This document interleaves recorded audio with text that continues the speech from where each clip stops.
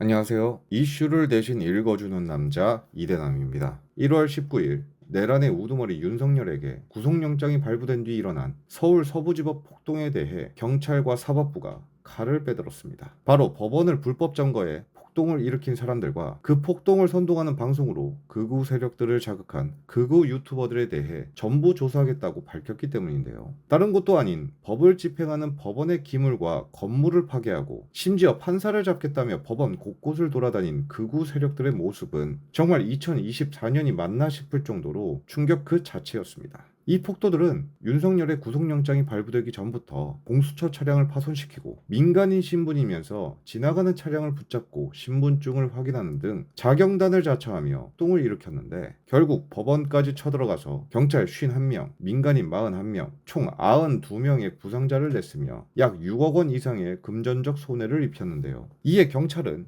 법치주의에 대한 도전이라며 폭동에 참가한 모든 행위자를 전원 구속 수사할 것이라고 엄정 대응했고 극우 유튜버들 또한 이번 폭동을 선동하거나 관련이 있다면 모두 수사할 것이라고 밝힌 만큼 공권력에 대한 도전에 제대로 맞서겠다는 의지를 보여줬습니다. 하지만 곧바로 극우 유튜버의 대표 중 하나인 사랑제일교회 전광훈 목사가 폭동 이후 같은 날 오전에 자신의 예배에서 국민 저항권은 헌법 위에 있다며 다시 한번 폭력 행위를 부추겼는데 알고 보니까 폭동 때 서부지방법원에 들어가 판사 집무실에서 발길질을 했던 40대 남성이 다름 아닌 전광훈 사랑제일교회 전도사로 밝혀졌는데요. 이 정도면 무조건 수사 대상이 될 수밖에 없을 것 같습니다. 그리고 폭동에 가담해 구속된 유튜버 중 한 명은 다름 아닌 김건희 여사의 팬클럽 퀸건희의 SNS 운영자로 밝혀졌는데요. 젊은 시각이라는 유튜버로 활동하는 이 사람은 구독자가 무려 84만 명의 극우 유튜버로 직접 시위 장면을 촬영하고 폭동에 참여했는데 정말 놀라운 건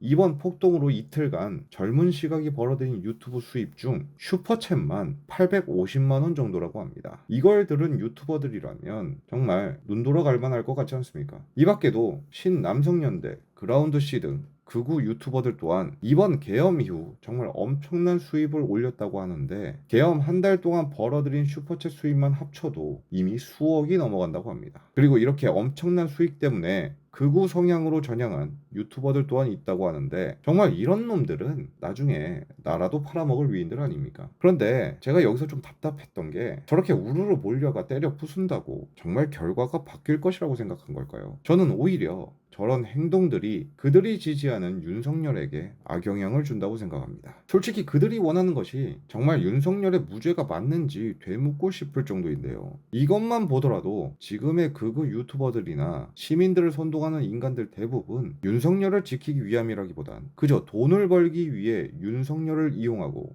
시민들을 이용하는 것으로밖에 보이지 않습니다. 이게 얼마나 치사한 짓입니까? 시위를 할 거면 자기들끼리 평화 시위를 하거나 굳이 깽판을 치고 싶다면 자기들끼리 하면 되지.